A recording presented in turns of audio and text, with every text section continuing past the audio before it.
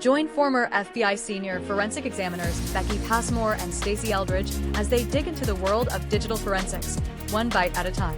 Now leading their own consulting firms and educating the next generation of cyber sleuths, these badass babes of digital forensics bring sharp insight, real-world case experience, and a dose of humor to the bits and bytes that build today's investigations. From deep dives into business email compromise and ransomware attacks, Becky's specialty, to cracking the complexities of iPhone forensics, Stacey's obsession, this podcast delivers insider knowledge for professionals, students, and true crime techies alike. If you've ever wondered what really happens when the digital trail is all that's left, tune in and start parsing the truth.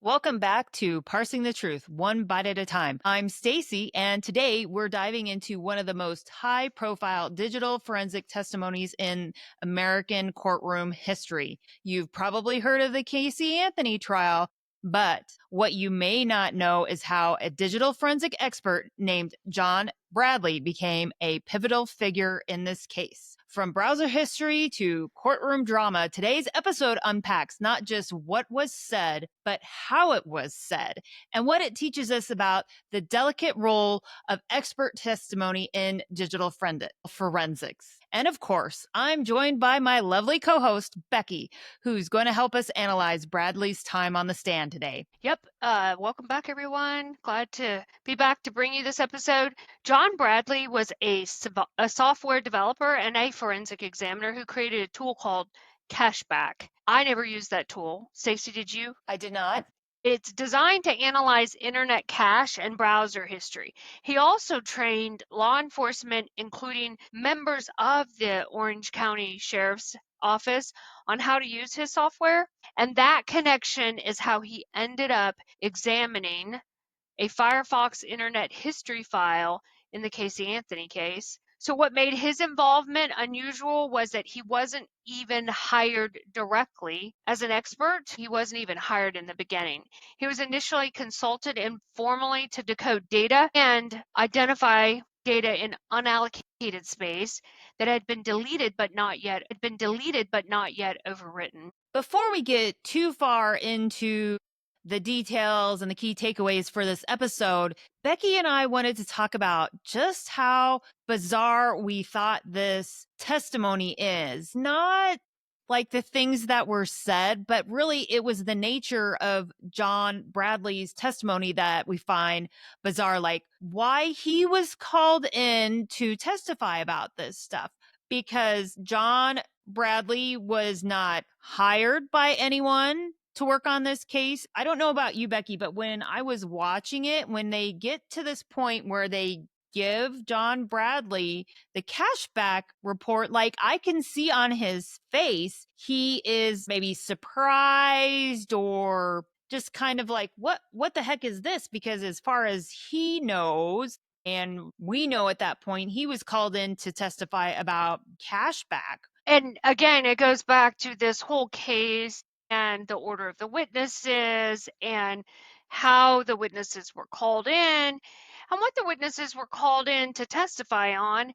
And the mere fact that John Bradley is the tool developer, Cacheback tool developer. He's that software developer. He understands the ins and the outs, the front end, the back end of this tool, what it's supposed to produce. As far as I can tell, and much like what you said, he was very surprised with that report that's placed in front of him, almost to the sense that he didn't create that and he didn't analyze it and he didn't produce that report. But because John has that knowledge inside and out about a Cacheback report, it serves the purpose that they want him to testify to it. And so that's what's in my mind bizarre in this case, and how all the witnesses were brought to the stand. Right, because when he's given that report, he says something to the effect of, this appears to be a Cacheback report. And right, that demonstrates he didn't have any direct knowledge about this report. And in general, Becky, what's the rule for like getting evidence into court as an exhibit?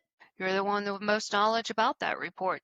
Now, a peer reviewer, someone that can go back and reproduce the steps that you took to produce this report, and they can articulate the same results that you articulated, they can testify to that kind of report. In my opinion, it didn't appear that he even had knowledge that this report was ever created with his tool. Right. I agree with you there. He certainly seemed surprised, and that's why we just keep saying this is so bizarre. Basically, John Bradley was just sort of doing a solid for the Orange County Sheriff's Office. He was there for a training class, but that's why he was not like hired on as a formal expert. He's just doing right place, right time, or maybe now he looks back at this as wrong place, wrong time. Right.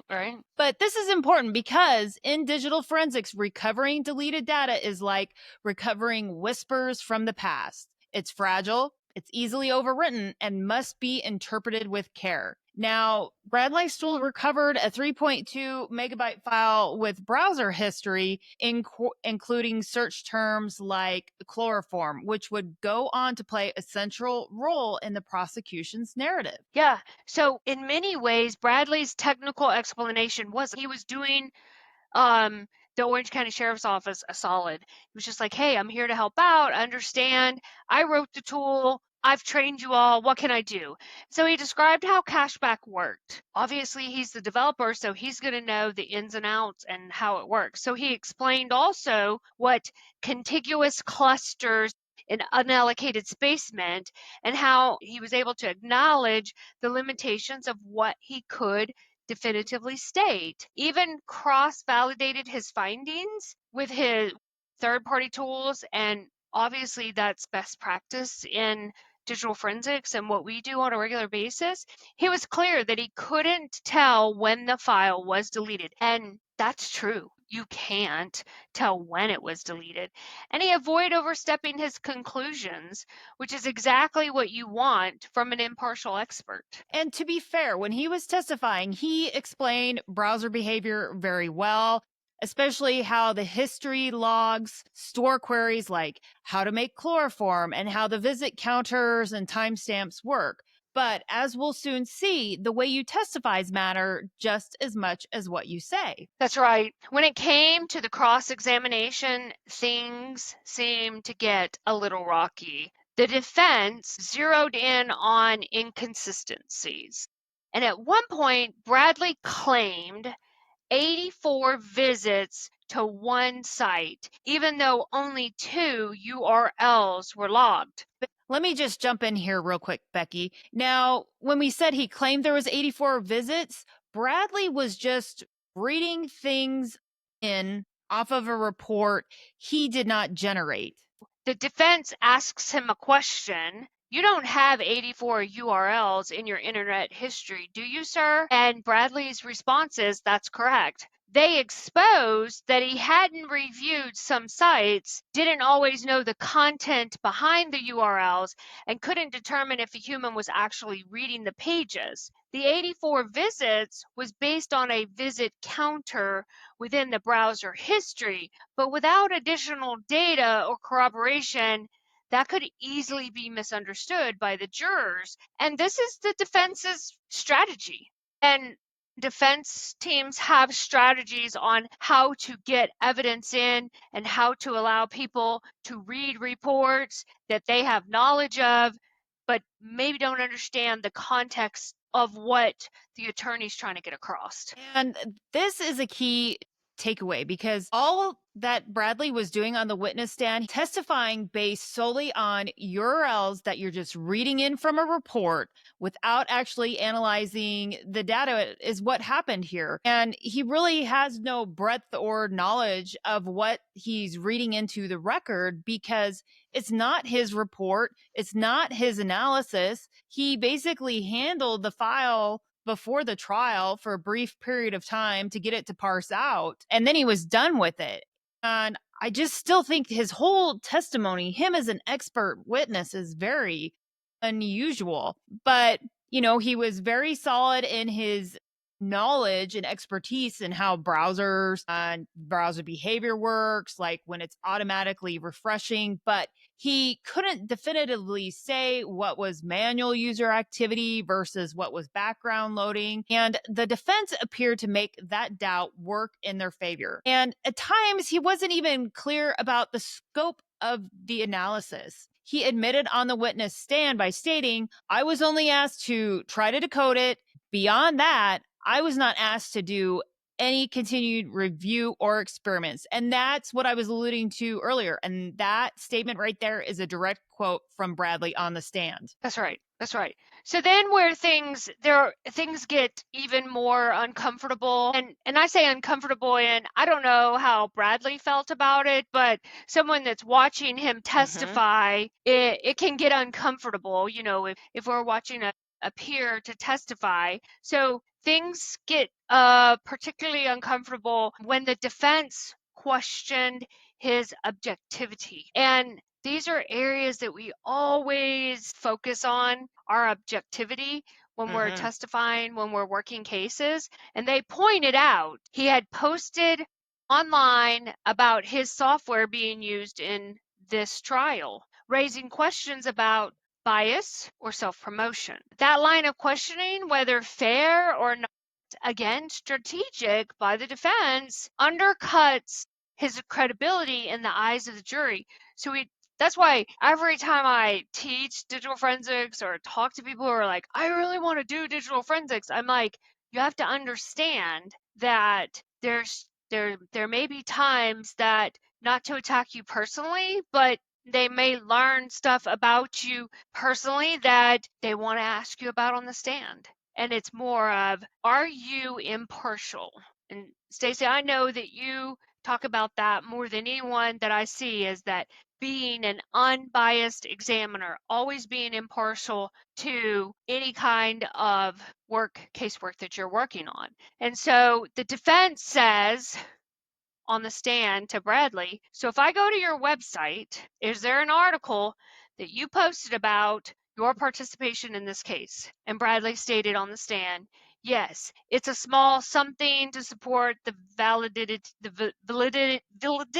of the software. And it all goes back to being unbiased and impartial. And even though that was nothing malicious or self-promoting, it was presented that way. Yes. And let's be honest, Bradley's attempts to interject and explain himself were often shut down by the defense attorney. And that's what happens. The defense, or whoever the lawyer is that is asking you questions, that is the opposite side, whenever they're asking you questions, they're going to shut you down as much as possible, especially if you start to explain yourself, give background that they don't want out there. And what happens in this case, and many cases like this, when you're shut down, the jury is going to be left with unanswered questions, and there are these unresolved implications. And he wasn't in control of his narrative. And many times you're not going to be in control of your narrative when you're on cross. And the worst thing is, the jury never saw the actual websites for any of this stuff. All they saw was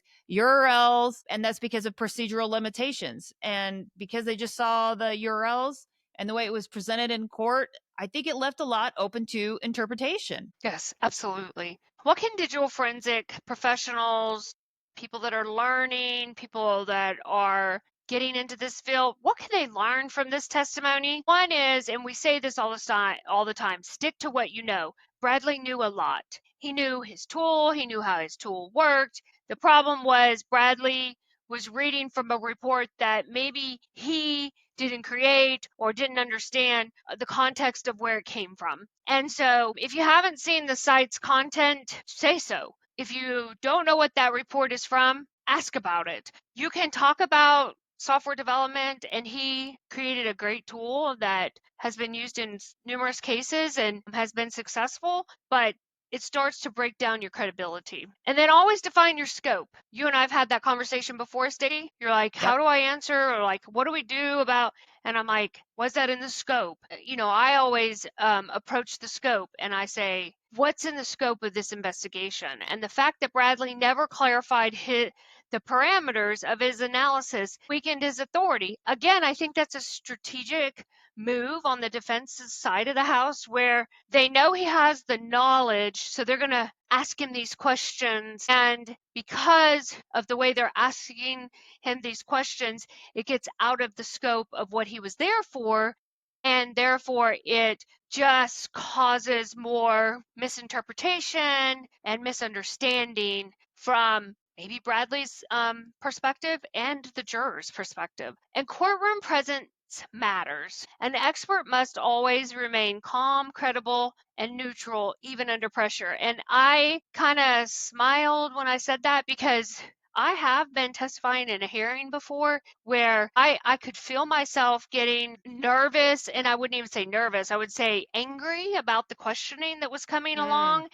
Mm-hmm. And I could feel myself like wanting to do the immediate defense mechanism of arguing back, but I had to remind myself, you have to remain calm so that you are found credible even under pressure. And I think Bradley did a fine job, given the bizarre nature of why he was called in to testify and what he did on the stand. He was calm, matter of fact, and I think, as he should have, he was trying to explain things, and sometimes he just got cut off, but he certainly wasn't argumentative, in my opinion. I think he was very neutral, even with this bizarre situation. Now, the other thing to take into consideration and remember in every single case is documentation is everything. What your tools are doing, what your findings are, and what your limitations are. It all needs to be very transparent and reproducible.